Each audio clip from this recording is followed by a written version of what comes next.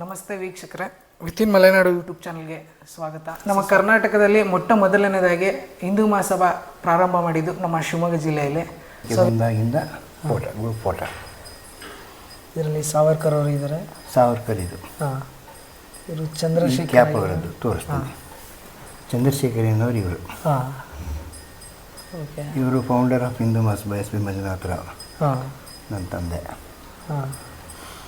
ಇದು ನಾಥುರಾಮ್ ಗೋಡ್ಸೆ.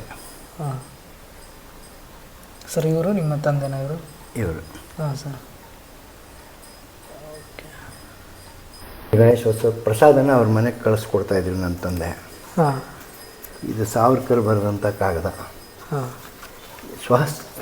ಅವರದ್ದು ಸ್ವಹಸ್ತಾಕ್ಷರದಲ್ಲಿ ಬರೆದಂಥ ಕಾಗದ. ಹಾಂ ಸರ್.